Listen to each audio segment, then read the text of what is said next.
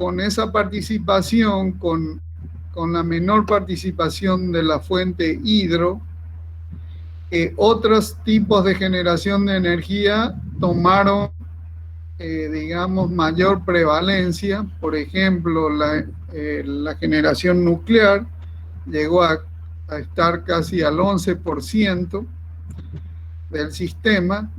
Las renovables también, no hay que olvidar que en la Argentina hay una ley que en teoría el 8%, o sea, habría hasta un 8% de energías renovables.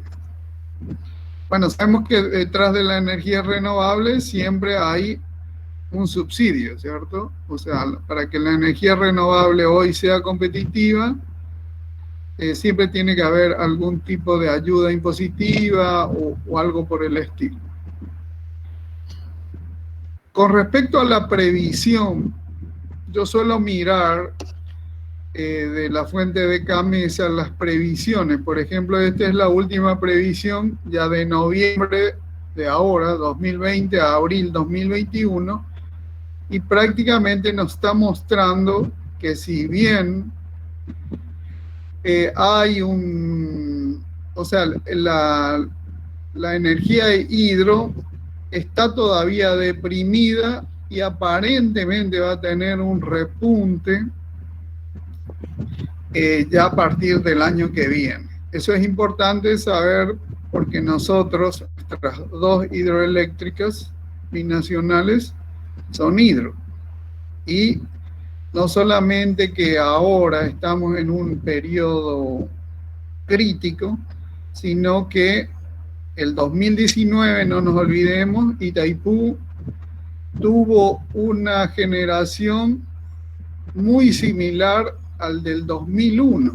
¿Por qué hablo de producción muy similar al del 2001, de 79.450 gigawatt hora? Porque en el 2001 fue el año del racionamiento de energía en el Brasil y fue el año que se dio, digamos, o que empezó las reformas en el Brasil. Por eso es importante. Y este año, este 2020, viene inclusive por debajo del año pasado, digamos, del 2019. Itaipú está casi un 3% por debajo de la marca del año pasado en producción, y la EBI sí está mucho más lejos. La EBI está como 17, 18% por debajo de la producción del año pasado.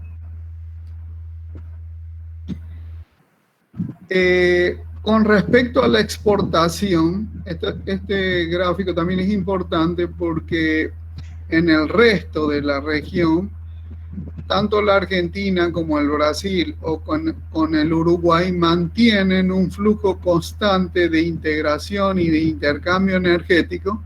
Acá voy a hablar solamente de lo que es energía eléctrica, pero la mayoría de los países de la región prácticamente ya están interconectados energéticamente. Energéticamente estoy hablando no solamente eléctrico, sino gas.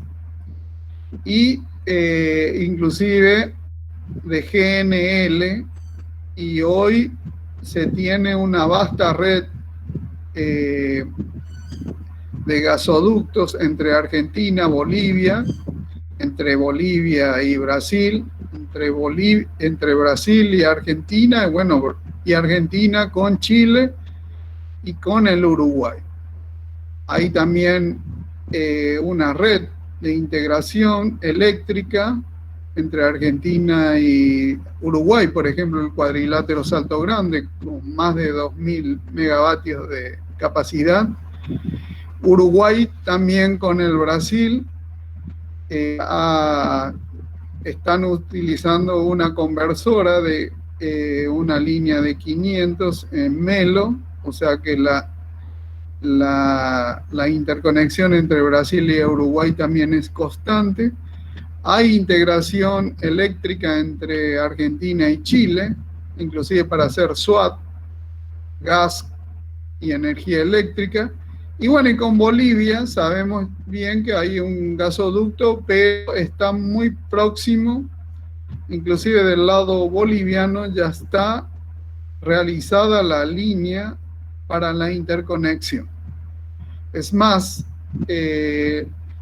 ya en el gobierno anterior con Macri, con Evo, se consiguió que ENDE Bolivia, que sería como nuestra ANDE, pase a ser un comercializador en el mercado argentino, inclusive un transportador.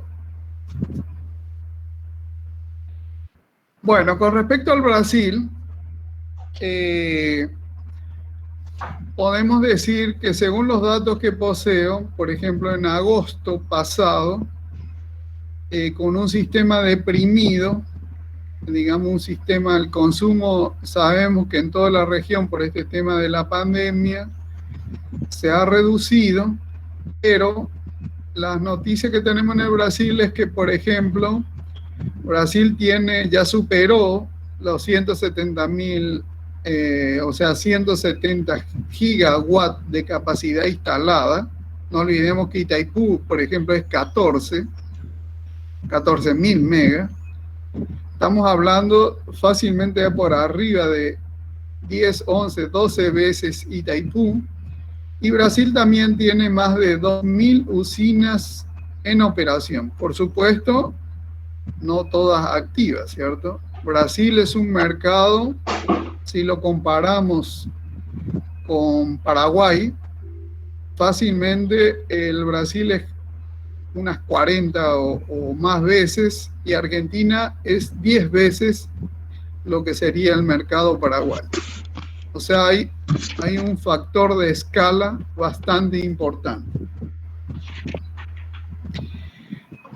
El Brasil también, en cuanto a planificación, ellos por supuesto tienen un plan decenal, ellos manejan muy bien lo que es el plan, no solamente el plan energético, plan eléctrico, sino el tema de los input-output de nuevos fuentes de generación, de líneas de transmisión, etc. Y justamente ahora, por esta crisis, es que se está moviendo mucho o va a haber grandes novedades en el tema regulatorio. Por ejemplo, 2020. Esta es una noticia prácticamente nueva de esta semana, pero en lo que va del año, de este presente año, ya en el Brasil se instaló más de 3.600, o sea, 3.600 kilómetros de líneas de alta tensión, más de 11.000 MVA instalados. Y bueno, es otra dimensión, ¿cierto? Si comparamos con nuestro sistema y con lo que es la ANDE, evidentemente no hay punto de comparación. Nosotros podemos decir, por ejemplo, que, bueno, nos supera ampliamente, como dije, una relación prácticamente 40-1. Itaipú, si nos focalizamos más en Itaipú, podemos decir que, bueno, Itaipú está con una producción mínima, así como les había señalado, muy similar al del año 2001, donde hubo racionamiento, y este 2020 pinta igual. O sea, estamos exactamente lo mismo con respecto al año pasado. ¿En qué influye esto o en qué nos afecta? Siendo que nosotros consumimos muy poco, como ya vamos a mostrar, evidentemente menos producción de Itaipú implica mayor costo medio resultante. El año pasado, así como le había señalado, el Brasil, o sea, Electrobras, le resultó un costo medio de $50 el megawatt hora, que para los brasileros, con una devaluación y con un real prácticamente ya 6 reales por dólar, es una tarifa productiva y competitiva. O sea, el $50 puede competir tranquilamente contra una energía térmica de gas, inclusive con importación o exportación de energía de países regionales, llámese Uruguay o llámese Argentina, de algunos excedentes, o por ejemplo que se está dando en este preciso momento del sábado pasado. Yo estoy llevando la contabilización y desde el sábado hasta ayer ya prácticamente Argentina exportó al Brasil, debido a esta ola de calor y debido a las sequías, porque el Brasil, al revés que la Argentina, como les mostré, Argentina tiene un 60% del parque generador que es térmico, o sea, térmico a gas. Mientras que el Brasil, el 70% de la producción de energía es hidro. Entonces, esta crisis de la Niña le está afectando al Brasil tanto o más o similar a lo que pasó en el 2001. Bueno, con respecto, vamos directamente a nuestro mercado, o sea, a nuestro país. Y vamos a hacer un análisis un poco sui generis, porque escuché hace poco a un parlamentario, expresidente de la ANDE, actual senador, decir que, digamos que si crece la economía, crece la energía eléctrica. En realidad, en los países de tercer mundo, la economía crece como crece la energía, ¿cierto? Lo ideal sería que vayamos migrando. No toda la energía eléctrica, o sea, no toda la energía es energía eléctrica.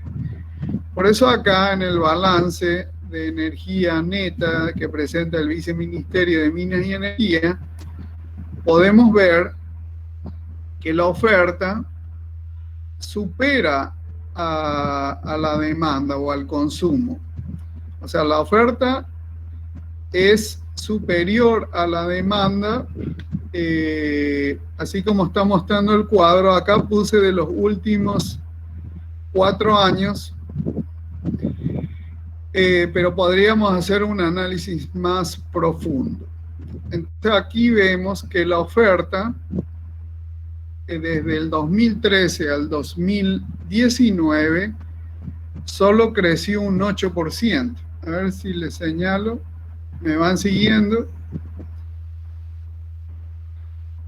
El 8%.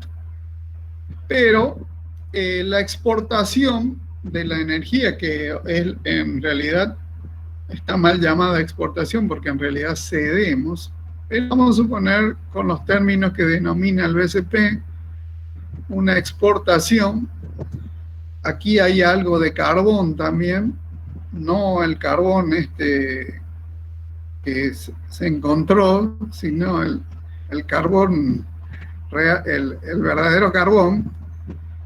Y vemos que la exportación en realidad ha disminuido un 22%, o sea, es 78%, 2.800 kilotep frente a los 3.600 que eran en el 2015, mientras que el consumo nacional, que básicamente está dividido en el balance por electricidad, biomasa y derivados de petróleo, vemos que el consumo nacional ha crecido en esos 5 años un 30%, el consumo de energía. Y vemos que el consumo de biomasa fue de 30%. el consumo de derivados de petróleo fue inclusive superior al 30%, un 34%. Pero el consumo de electricidad, que es la energía que nosotros disponemos en abundancia, vemos que solo creció un 23%. Entonces, y bueno, acá al lado está es para mostrarle nomás, porque hay una particularidad en este balance, que nuestro consumo a nivel país en el 2019 fue inferior al 2018. Y eso es muy acorde a nuestra economía. No olvidemos que el año pasado nuestra economía creció un hermoso 0% del Producto Bruto Interno. Y bueno, acá nos está mostrando que en temas energéticos no hemos crecido nada. Si bien la torta eléctrica creció, inclusive acá se muestra que creció un 5%, o sea, la porción de esa torta, la porción eléctrica sí creció, pero lastimosamente nos está mostrando que el país o la energía crece, pero la energía eléctrica tendría que estar creciendo a un ritmo mayor a lo que serían otras energías, especialmente las energías importadas. Porque, por ejemplo, pongamos un ejemplo, Bolivia en la última década duplicó su consumo de energía eléctrica. El Paraguay también. Pero ¿cuál es la diferencia? Que Bolivia en la última década cuadruplicó su consumo de energía gasífera. Y Bolivia es la energía que tiene el gas natural. Y es lógico y es natural que consuman la energía que más dispone. Bueno, con respecto a las binacionales, acá está la producción tanto de Itaipú como de Yacyretá, que vemos que, por supuesto, en el 2019, no nos olvidemos que en el 2016, por ejemplo, Itaipú tuvo el famoso récord Guinness, y el año pasado fue una producción, así como la había señalado, muy similar al del 2001, 79.445. La EBI, digamos, está prácticamente en una relación 4,5 a 5 por debajo de Itaipú, y también pasó desde el 2016, que fue su producción récord también, 21.627 gigas, a solo 17.278 el año pasado.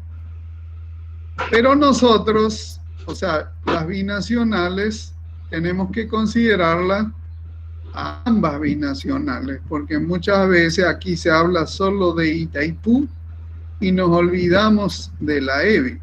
Y el 50% de la EBI también es Paraguay. Entonces, haciendo la comparación de la producción de las binacionales con respecto al consumo del Sistema Interconectado Nacional ANDE, sin Acaragüe, sin el aporte de Acaragüe, aquí vemos cuánto está consumiendo, por ejemplo, 12% de la producción, y ahora en el 2019, con un año de malísima producción, y el consumo del sistema paraguayo, del sistema interconectado ANDE, creció, como se ve, 25 o 30% 25% en los últimos 5 años. Vemos que esa porción pasó a 17%, Y sabemos bien que el 50% de la producción le corresponde al Paraguay. O sea que aquí, con este año malo de la niña, fácilmente nuestra relación es prácticamente de 2-1, cuando en el 2015 era casi 3-1. Pero acá le agregué un condimento más, que es cuánto la ANDE factura, la energía facturada por la ANDE, y cuánto cedemos, porque eso sería la reserva. Nuestra reserva no es solamente lo que tenemos en las binacionales, sino que también tendríamos que empezar a considerar alguna vez la eficiencia energética como una nueva fuente, teniendo en cuenta especialmente que la ANDE tiene un promedio de 25% de pérdidas, o sea, de cada 4 kilowatt hora, solamente 3 facturas. Bueno, con respecto, acá justo me tapa, acá voy a... con respecto, o sea, sobre la eficiencia energética, nosotros también tenemos a CRAL, que por alguna extraña razón, por ejemplo, acá, este año 2020, está generando... ¿Puedes ocultar eso? ¿Cómo? Puedes dar ocultar para visualizar todo. Ahí, ocultar. Sí, excelente. Yo pensé que iba a ocultar mi presentación, por eso. Bueno, lo que quería mostrar que a Carajé, por ejemplo, que estaba produciendo 1100 gigawatt hora en el 2000, perdón, acá las unidades de gigawatt hora. 1100 gigawatt hora en el 2015 pasó a solo 980 el año pasado, y este año estamos en 500, 600. No sé, por alguna extraña razón. A esto le sumamos esto que estábamos hablando, que yo no le llamo pérdida, sino energía no facturada, o sea, la diferencia entre lo que aportan las binacionales, lo que aportan fuentes, menos lo que se factura. Y acá vemos que encima de la cesión, que ya era 2 veces el consumo nacional, tenemos fácilmente todavía un 30% más que se puede mejorar. Entonces, por eso es que yo tengo cierta discrepancia, por ejemplo, con el IPCEI o con el propio plan maestro de ANDE, porque el plan maestro de ANDE supone, el plan maestro de ANDE vigente, que es 2016-2025, supone una tasa anual de crecimiento del 8,9%, cuando en realidad en la tasa de prácticamente la última década está menos del 6%. De entre 6% a 9% hay un 50%. Entonces, eso es perfectamente, digamos, demostrable, los datos están. Bueno, con respecto a las fuentes, el sistema interconectado ANDE, yo llevo el monitoreo, la observación, y básicamente, ¿qué llama la atención? De que en el 2013, por ejemplo, Itaipú abastecía el 75% del sistema interconectado, y ahora en el 2020 ya es 91% en el interanual. ¿Eso qué significa? Que vamos camino al 2023 a negociar con Itaipú y cada vez dependemos más el sistema interconectado de Fuente Itaipú. Por el otro lado, parece que nos hemos olvidado de la EBI. La EBI en el 2013 no tenía ninguna instalación en 500 kV. Él aportaba al sistema interconectado un 20%, ahora está en un paupérrimo 7%, y eso que tenemos una línea de 500. Y supuestamente hoy ya podríamos retirar el 100% que nos corresponde. Hace muy pocos días, los primeros días de octubre, inclusive por un pequeño periodo de tiempo, la ANDE llegó a retirar, por ejemplo, 1100 megavatios de la EBI. Hoy, cuando la Argentina está exportando energía al Brasil y tenemos también similares alta temperatura, el retiro de la ANDE de la EBI no pasa de 500 megavatios. Solo para ir mostrando. Acá vemos en el porcentaje interanual, que está más abajo, que nuestro sistema, o sea, el crecimiento del sistema está lejos del 8,9% anual acumulado. Tanto es así que en este 2020 apenas estamos llegando al 5% del sistema. Y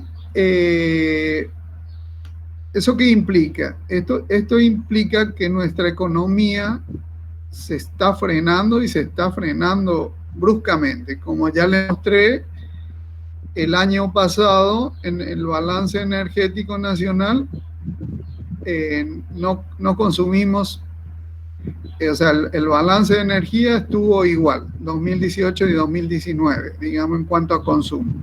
Y yo creo que este 2020 va a estar peor, aunque la porción de la torta de la parte eléctrica sea un poquito mayor. Entonces, con este rápido resumen, la gran pregunta que nos hacemos es ¿qué hacemos? Porque recetas hay mucho. Yo siempre digo, la rueda está inventada, pero ¿de qué nos sirve como académicos que hagamos todos estos análisis, todo esto, si al final se mantiene el status quo? Se mantiene el status quo, y al final estamos perdiendo las dos únicas ventajas que hoy tenemos reales en el país, que es nuestro bono demográfico. No olvidemos que el 40% o más de la gente es joven, tiene inclusive está en edad productiva, 35 años o menos. ¿Y con qué podemos solventar o con qué podemos sembrar ese bono demográfico si no tenemos nada con qué darle, digamos, o con qué apuntalar ese bono demográfico? Nuestro otro bono que tenemos es el bono energético, y la energía eléctrica es muy importante porque es transversal a toda la economía, y no es un problema, como suelo escuchar por ahí, de tarifa. La tarifa es causa o consecuencia. La tarifa es una consecuencia de las acciones que tenemos. En el Paraguay la tarifa hace más de una década es baja, es competitiva. El promedio de Itaipú, por ejemplo, de la tarifa media ponderada, está en torno de los 26,2,3 dólares el megawatt hora. Mucho más caro. Inclusive ustedes pueden consultar otras fuentes, por ejemplo, SEC Ingeniería de Uruguay, donde fija o estipula que la tarifa industrial de Paraguay es una de las más bajas, está en torno de las $41 el megawatt hora, frente a una tarifa por encima de los 100 megawatt hora que está costando y lejos en el Brasil. Entonces, ¿qué vemos de este pantallazo? Lo que vemos es que estamos haciendo mal los deberes, que Brasil no necesita no necesita de nosotros, de Paraguay, como una fuente de energía. Por supuesto que nos va a negar la cesión. A caballo regalado no se le mira los dientes. Entonces, una cesión de en torno de $10 el megawatt hora, bienvenido sea. Con la Argentina pasa lo mismo. Hemos mostrado que tanto Argentina como el Brasil tienen suficiente capacidad instalada para no solamente suficiente capacidad instalada, sino que tienen la alternativa de la interconexión y la usan para intercambiar energía, excedentes de energía en modalidad swap o diferentes modos, y nosotros apenas exportamos una pequeña parte, exportamos 10%, para darle una idea, de la producción de Acaragüe. Ahora, como les comenté, Acaragüe se vino abajo por alguna extraña razón. Ese porcentaje subió a más de 20%. ¿Y qué pasa en el camino al 2023? ¿Cuáles son las cosas que se hicieron mal?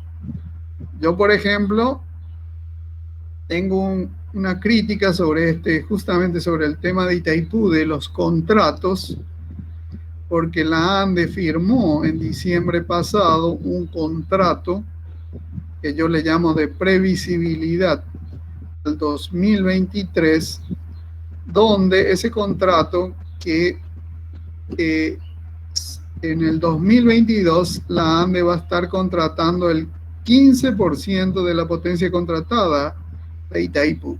¿Eso qué significa? Eso significa que Electrobras puede disponer hasta el 2023 del 85% restante.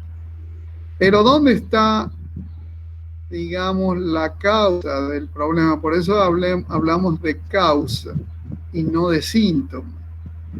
La causa es que, por ejemplo, en este contrato que se firmó el año pasado, y que no sé si ustedes saben, pero debería ser de público conocimiento, la ANDE contrató 11% más de potencia, pero ha retirado o está retirando hasta ahora solo 5,5% de energía equivalente asociada a esa potencia.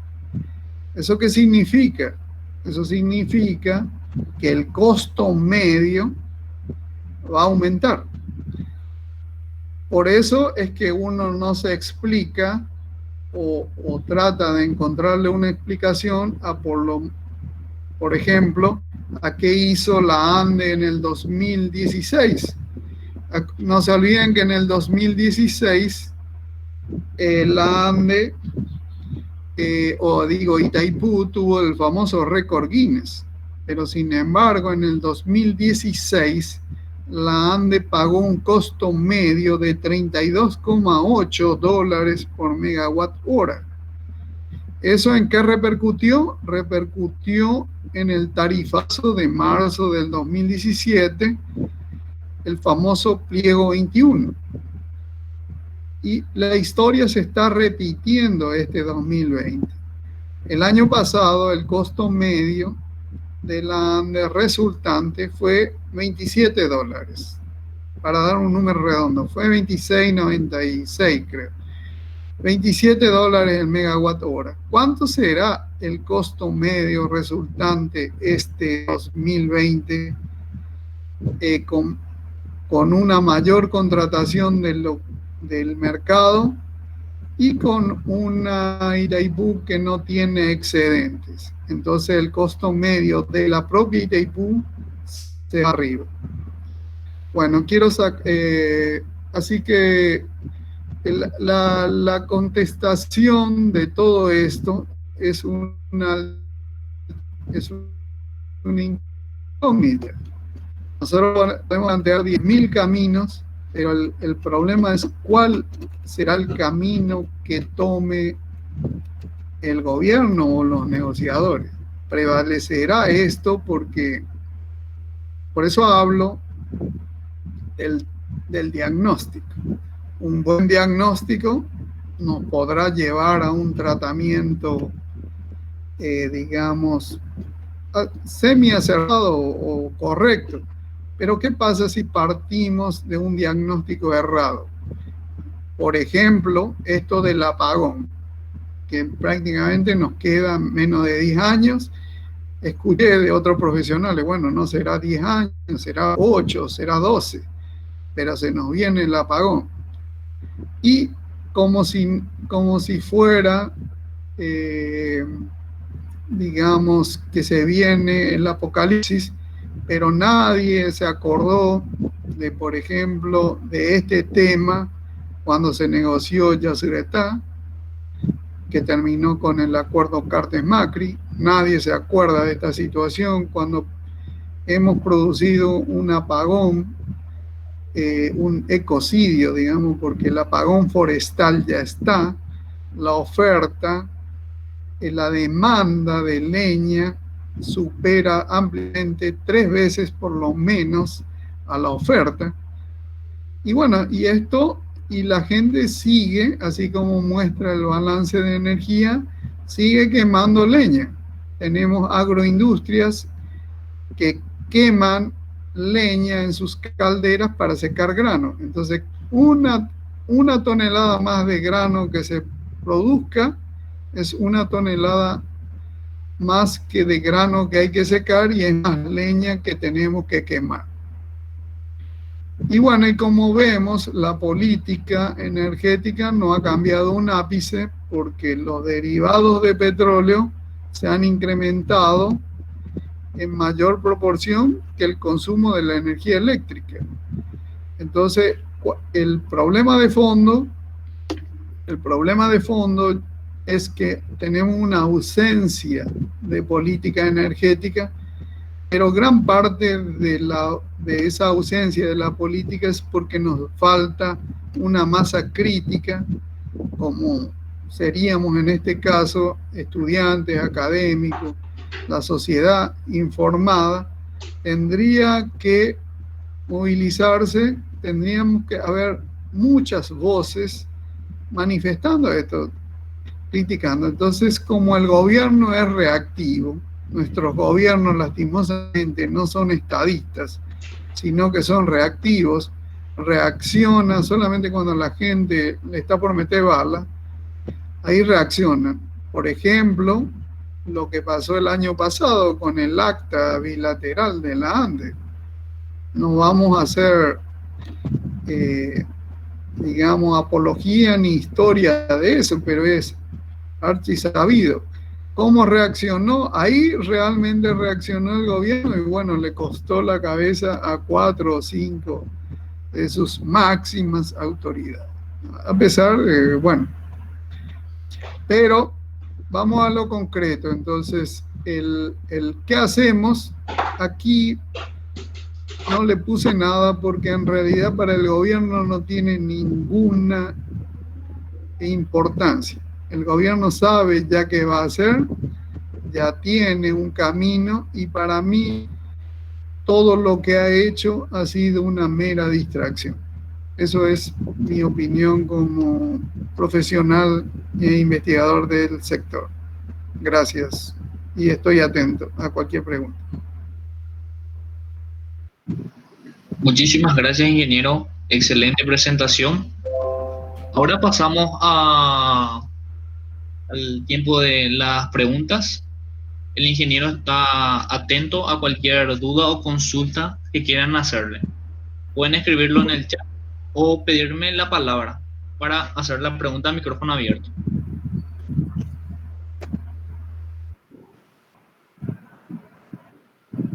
Ingeniero, en el caso de las agroindustrias, ¿cuál te parece que podría ser una alternativa de lo que estabas mencionando?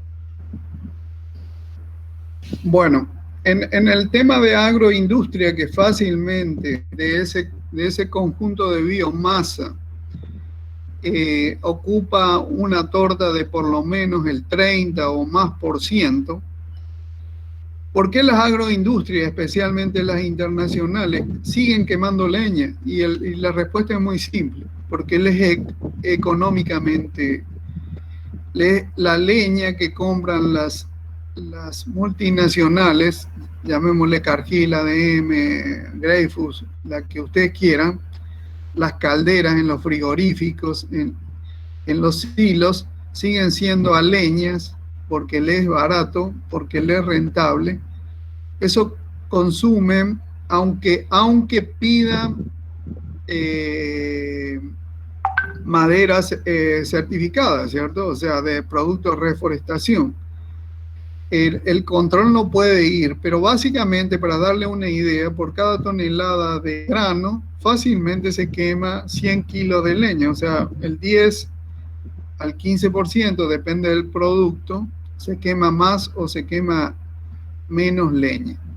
Entonces, cuando hablamos de 15 millones de granos que exportamos, tenemos que hablar de por lo menos digamos, de un 10, un 12, un 15% de leña, porque las calderas no son eficientes. ¿Cuál es la alternativa? Y una alternativa puede ser lo que va a presentar Velasco, de disminuir el consumo de leña, por ejemplo, agregando biogás, que algunos frigoríficos incipientemente, o sea, mejorar la eficiencia energética.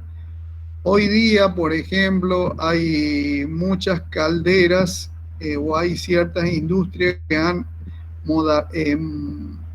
modificado su caldera. Por ejemplo, ya no queman leña, queman chip con una mejor eficiencia. Chip en la mayoría de las calderas nuevas tendrían que ser bicombustibles.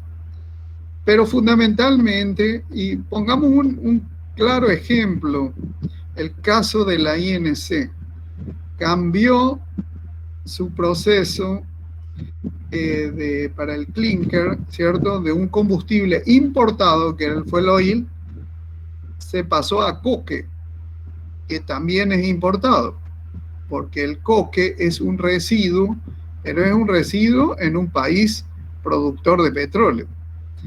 Y el coque tiene menor poder calorífico que el gasoil, que el fuel oil. Entonces pasa lo mismo que con un auto, una máquina térmica.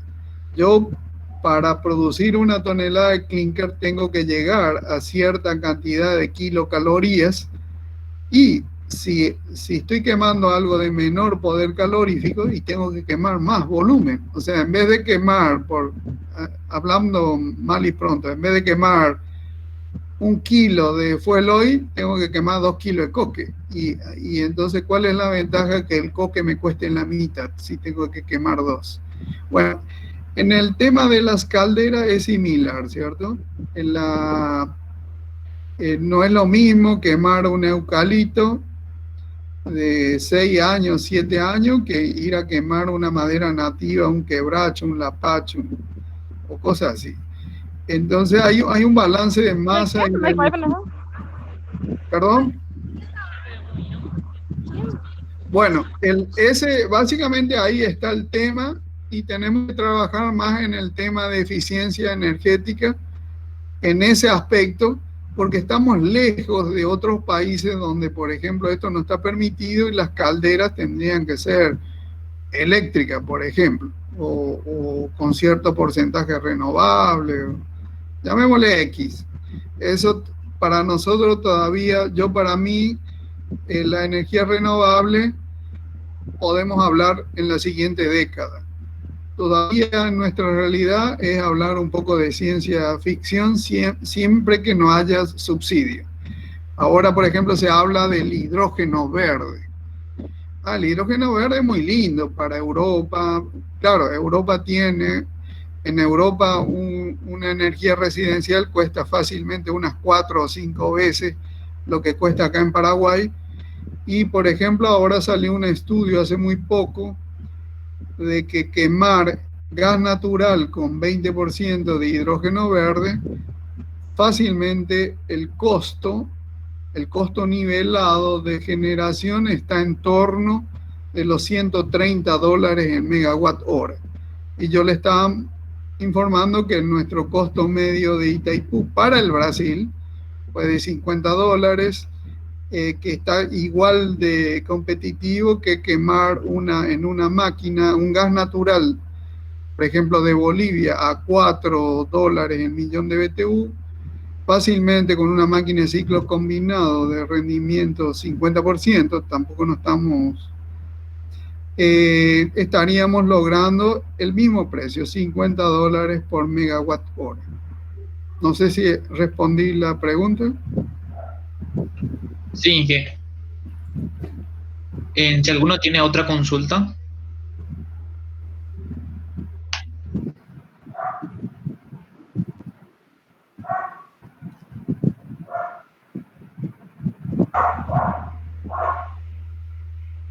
Jorge Medina pregunta, ¿cuál sería su perspectiva de lo que se tendría que hacer con Yacyretá? Bueno, eso es lo que justamente quise. Yo soy muy crítico y por supuesto el gobierno, si yo digo blanco, hace negro o viceversa. El Yacyretá, hoy nosotros tendríamos el primer gran trabajo o la primera tarea que tendría que hacer Yacyretá, lado paraguayo, es determinar su tarifa. Cualquier central que no tenga tarifa, evidentemente no va a tener mercado, porque es como comprar a cuenta de algo. Para darles una idea del error de haber comprado a cuenta y pagar a cuenta, lo que está demostrando en la EBI, primero, que se sigue cumpliendo, a pesar de todos los discursos y todo lo demás, la nota reversal del 92, que fue rechazado por el Congreso paraguayo en el 95. O sea, para nosotros, para el paraguayo, la nota reversal del 92 no es válida. Muchos compatriotas, inclusive autoridades de la EBI, han defendido que la nota reversal del 92 se aplica porque la EBI empezó a producir y tenía que, y recién nosotros en el 95 rechazamos. O sea, pasó 3 años de una indefinición. Cosa que no es cierto, porque si ustedes miran el historial, la ANDE empezó a retirar energía de la EBI recién en el 95. O sea, todo lo que generó la EBI en el 92, 93, 94, se fue 100% al lado argentino. Uno, eso. Segundo, la EBI hasta hoy día no definió su tarifa. Tercero, nosotros tendríamos que estar retirando el 50, o sea, nuestro 50% de la EBI. Y en todo caso, nosotros, porque ejercer la soberanía se manifiesta disponiendo, ejerciendo.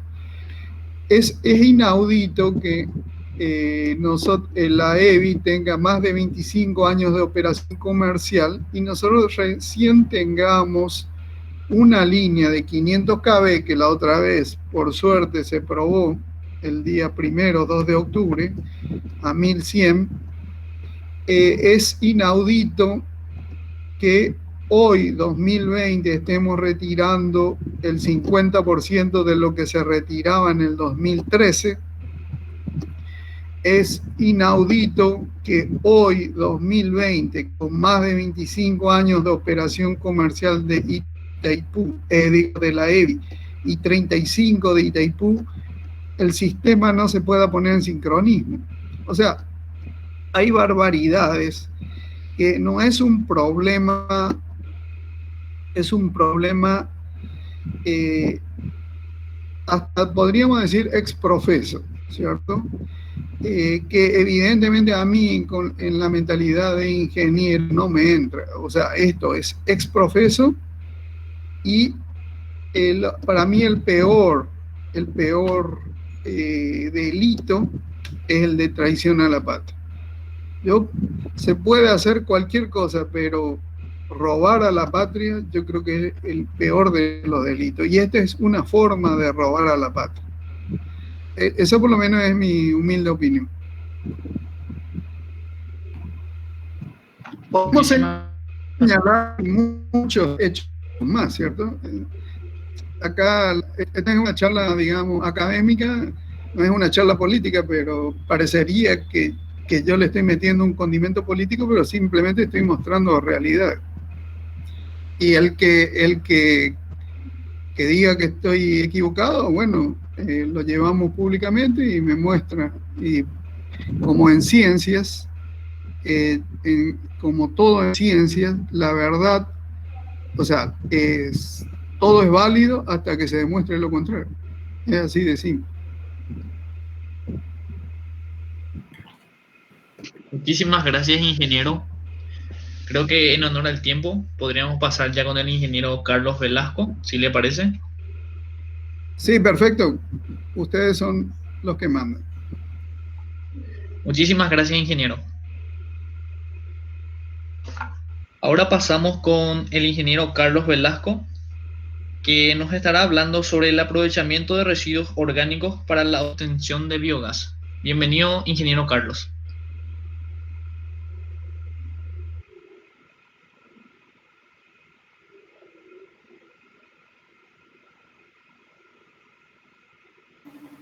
¿Me escuchan? Sí, Inge. Súper bien. ¿Se ve mi presentación? Sí. Bueno, desde ya muchas gracias por la oportunidad y comencemos. El tema que les voy a hablar sobre el aprovechamiento de los residuos orgánicos para la obtención de biogás.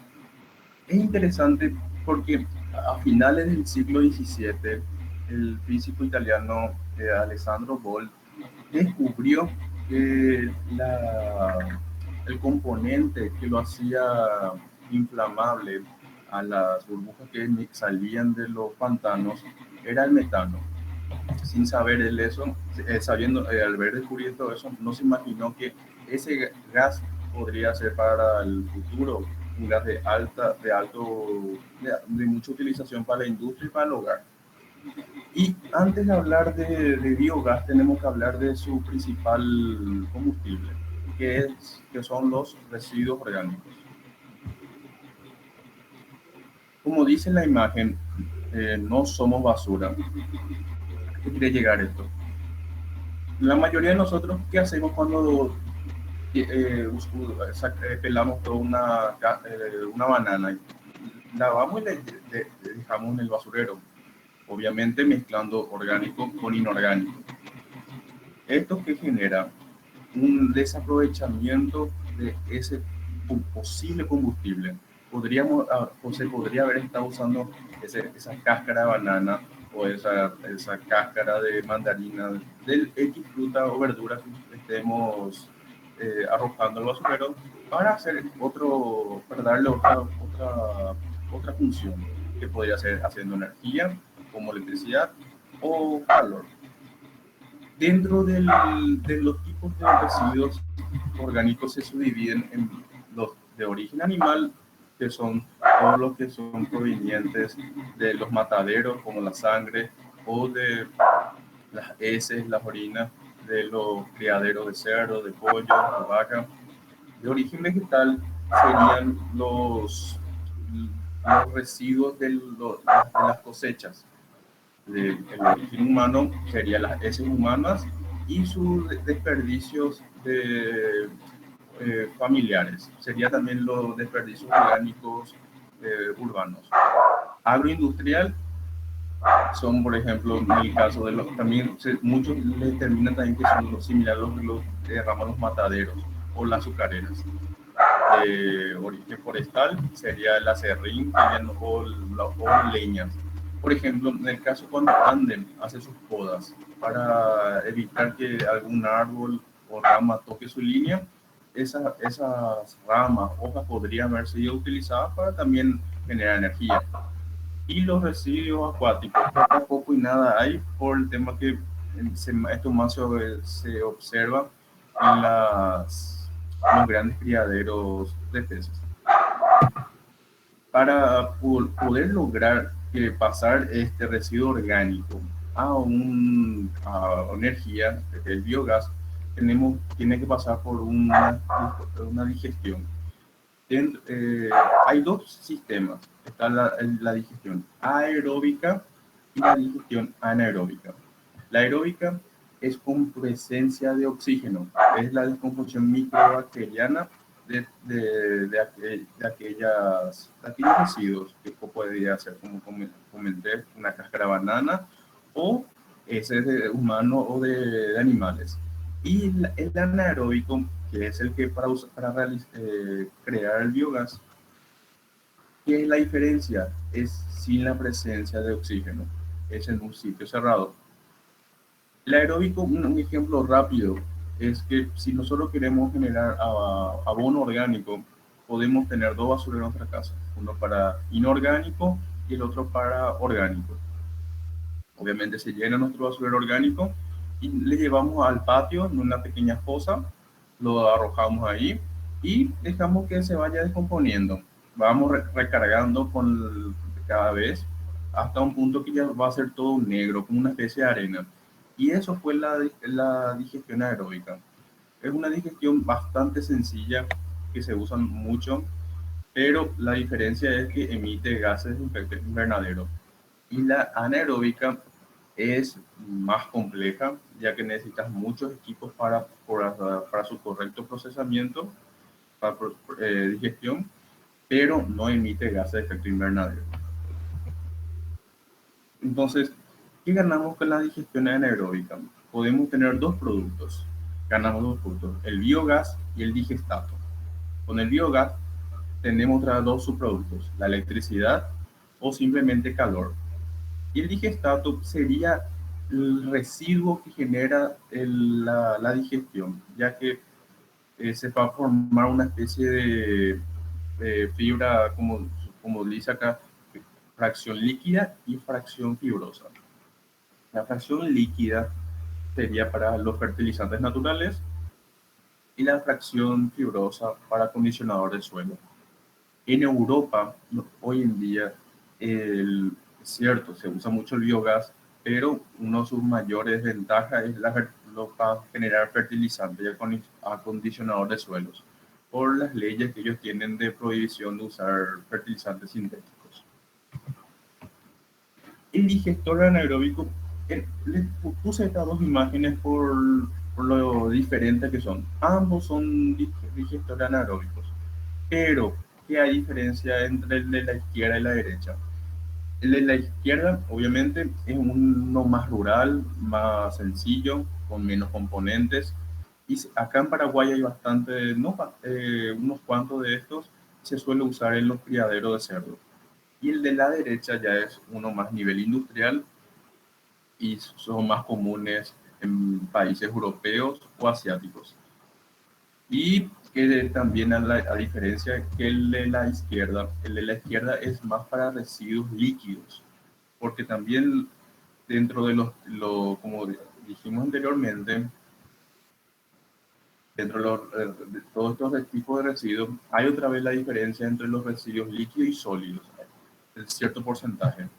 Y el de la izquierda es más para residuos líquidos y el de la derecha para residuos sólidos y líquidos. Y ya que ahora hablemos del biogás. El biogás está compuesto por un promedio entre el 53 al 65% de metano. Ese sería el gas inflamable. Luego entre un 25 y 35% de dióxido de carbono, vapor de agua un 10%, nitrógeno 3%, amoníaco un 1% e hidrógeno un 1%. Todos estos valores varían, depende del tipo de residuo que estamos tratando. No va a ser lo mismo la composición de un biogás que se usó como materia prima las heces de un criadero de cerdos a que usar los residuos orgánicos de un mercado de abasto, sólidos, líquidos. Por ende, por eso está esta variación entre el 53 al 65.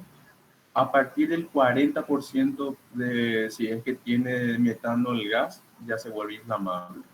Pero siempre cuando más alto es mejor. En esta tabla se demuestra cómo están las plantas funcionando en todo el mundo de biogás. Es interesante ver que Europa es la ganadora con más de 500 plantas. Norteamérica le sigue, Asia Central, Sudamérica y África.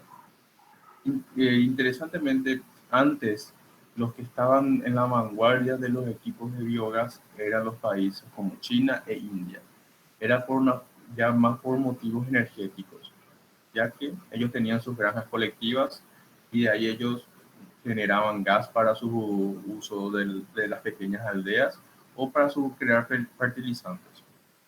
Pero luego, en Europa, con la crisis del petróleo de los 70 y la suba, se buscó alternativas para un recurso energético y se encontró una buena alternativa en el biogás. Pero, ¿qué pasa?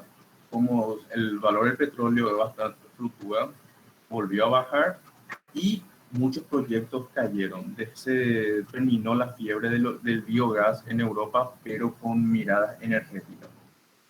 Pero Europa después se dio cuenta que el biogás no solo le daban una importancia energética, sino también medioambiental. Y hoy en día siguen con los proyectos de biogás, ya que es una alternativa para la reducción de gases de efecto invernadero, tal como se muestra en esta imagen. Del 20 al 35% de gases de efecto invernadero son los que está emitiendo el biogás. Imaginemos si nosotros logramos contener toda la basura que producimos orgánica y logramos tratarla y vamos a evitar un gran porcentaje que se termine contaminando el aire. Hoy en día la problemática en nuestro país es bastante grave sobre el tema, ya que no tenemos una separación correcta de estos residuos y esto está generando que cada vez la calidad del aire en nuestras ciudades vaya empeorando.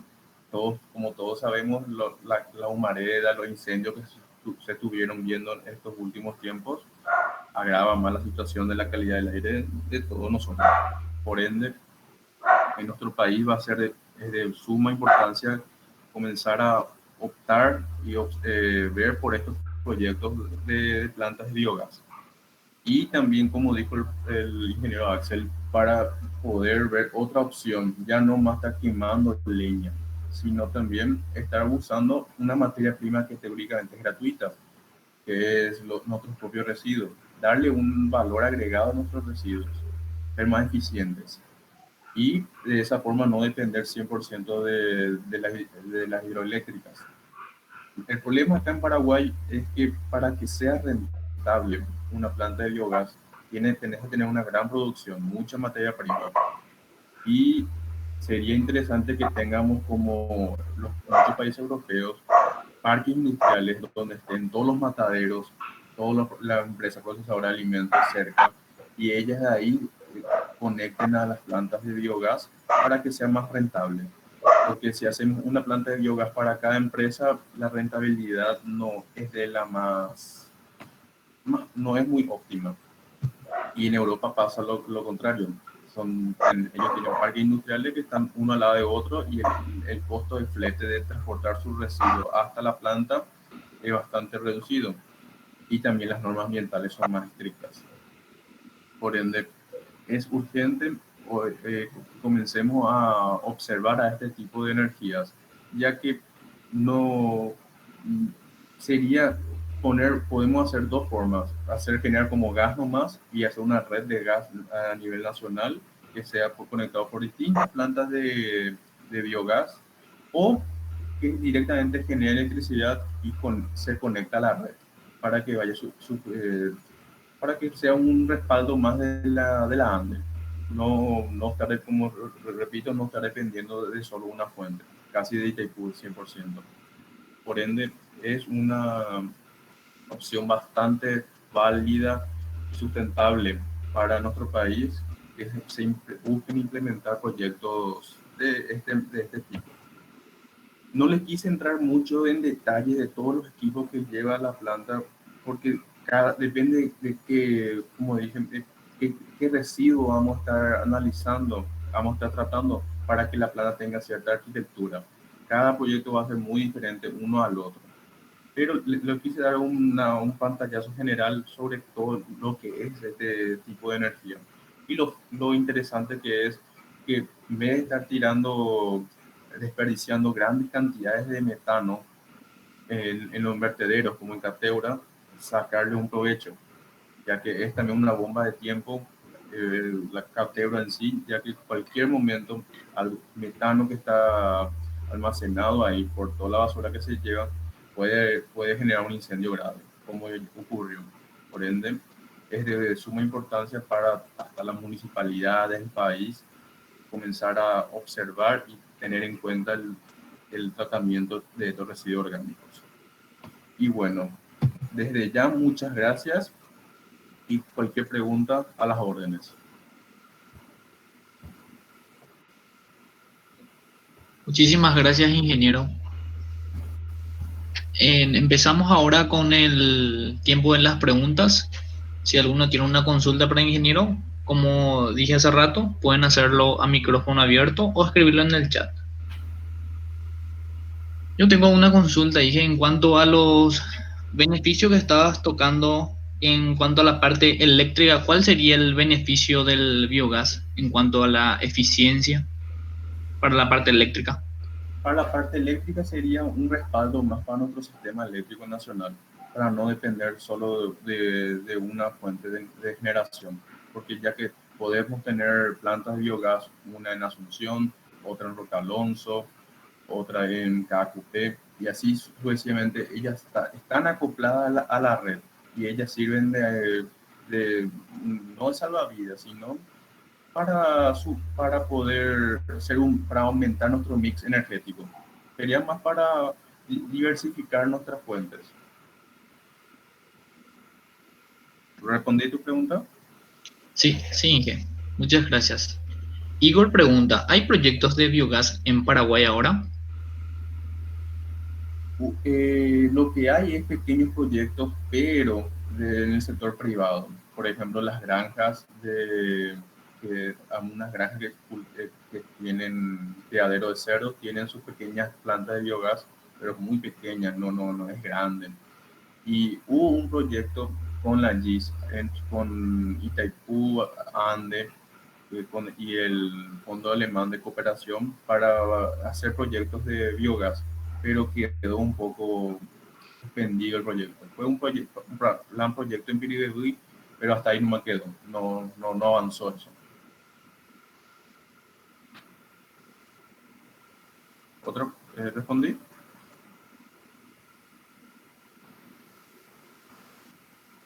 Buenas.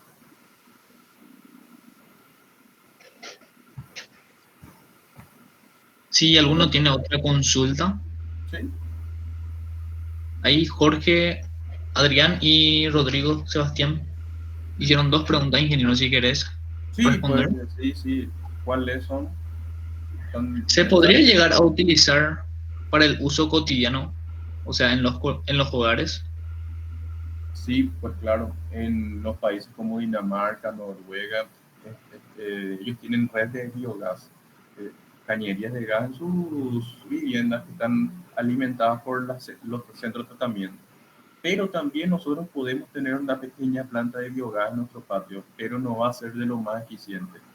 Pero todo depende del nivel de metano que tendremos que consigamos para que sea tenga la energía calorífica que estamos buscando para la X trabajo que necesitamos. Para cocción o para una caldera también puede funcionar. Excelente, ingeniero. Rodrigo Ruiz pregunta, ¿hay proyectos de ley para impulsar el biogás? ¿Dónde se contemplan incentivos para las empresas? Lo que hasta donde recuerdo hay es un proyecto de residuos cero. Técnicamente todos los residuos generados por la sociedad deben ser tratados, reciclados o minimizados al máximo. Por ende, técnicamente se tendría que estar viendo el sistema biogás. En la ley dice que una de las formas que se puede hacer es tratando a través de sistema anaeróbico. ¿Qué es biogás? Ahí está la ley.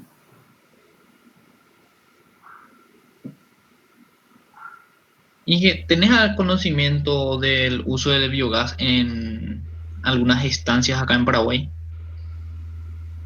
Y hasta donde sé que en Piribebuy, en esa estancia de cría de cerdo, era que estaba haciendo.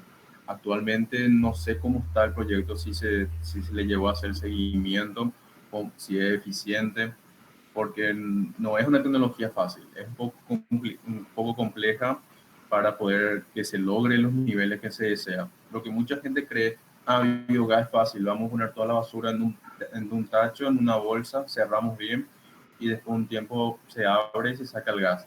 No es tan fácil, porque todo depende si puede hacer eso, va a generar biogás, pero va a ser uno de muy mala calidad y no va a lograr lo que estás deseando.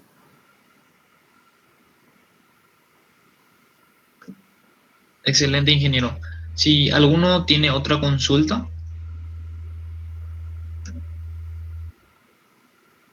el ingeniero está atento para responder todas las preguntas.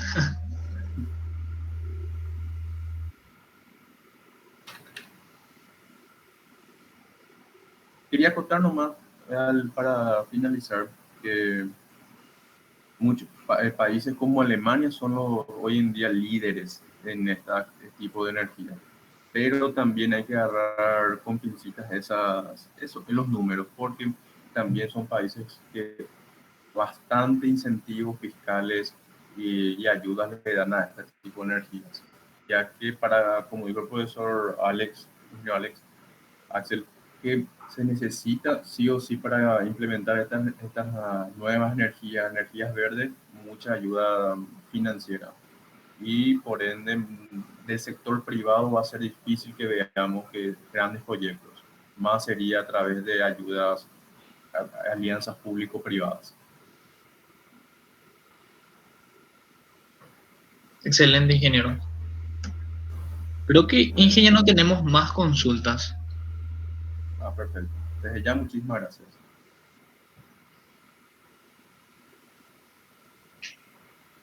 Desde el capítulo técnico de la Sociedad de Potencia y Energía queremos agradecer al ingeniero Axel y al ingeniero Carlos por el tiempo que nos dedicó para este tercer día del seminario de sistemas de potencia y energía.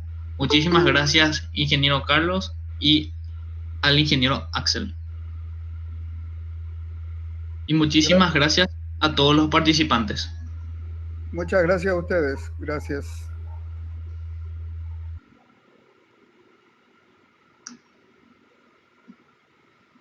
Para los que deseen el certificado de participación, voy a enviar ahora mismo en el chat un formulario para que puedan completar. Desde ya, muchísimas gracias a todos.